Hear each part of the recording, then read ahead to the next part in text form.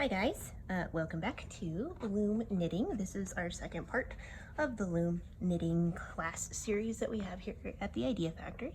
I get to film in the sunshine today, isn't that pretty? So in our first video, we figured out how to cast on onto our loom and we started making our hat. If you recall in the first video, if you leave the hat like this curly edge here, you can make a roll brim hat, but we would like to not have that curly bit. I think it looks much more finished if we do a folded brim hat, so that's what we're going to work on here for the second video. I have done 14 rows. Here on my little row counter, you can see that I think you can see that I have 14 rows done and taken care of. You want to end this on an even row. You don't have to do 14. You could do 20 if you wanted a deeper brim hat, or 12 if you wanted a smaller brim hat, but I thought 14 was a good middle of the road amount. So what we're gonna do is fold the brim over and kind of knit it onto itself. So if we go into the middle here, what we are looking for is this part. So this is where we tied our slip knot to get started.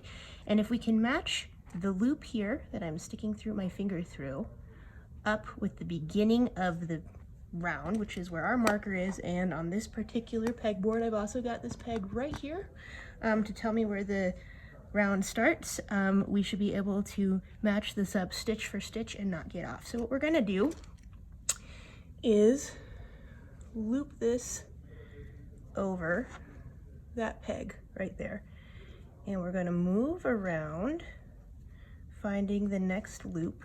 You can do this with the hook if you wanted. I think it's just as easy to do it with my fingers, but we'll go put that over there and do that kind of all the way around. I must have a snag on my fingernail. Here we go. There's one. And try to pick them up from the same edge every time as you slide them over, and that will make it nice and neat and not have a weird bunch at the end of things here. And now I'll lay it flat so you can see it flat. This is the loop and we're pulling it over. Put that down for now. There it is. There it is. And as we flip around, you'll see that I honestly think it's easier to do this with my fingers.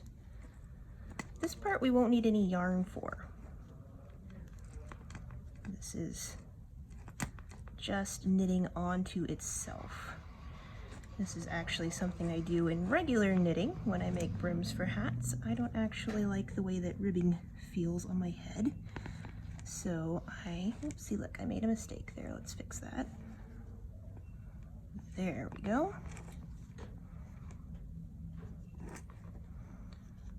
right, as we go here in the sunshine, we're doing some moving around up here in the Idea Factory, so my filming space is a little bit different. Which is fine, it means I get to have some natural sunlight. We're already almost here at the end. And if I've done this right, it'll all match up. And I did do it right, and it's perfect.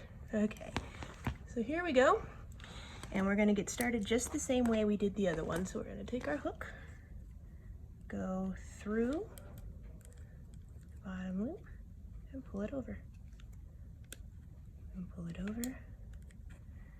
And by now, I think, like me, you should be pretty confident in how to do this part. But it'd be weird if you didn't have a loom that has that groove. I hear some of them don't, but that groove is really helpful. Again, I got this loom at Hobby Lobby, not an affiliate. It did come with the hook, but if you find a loom somewhere, most craft stores sell the hook on its own. Also, if you lose it, I lose my fiber tools regularly. You can get it.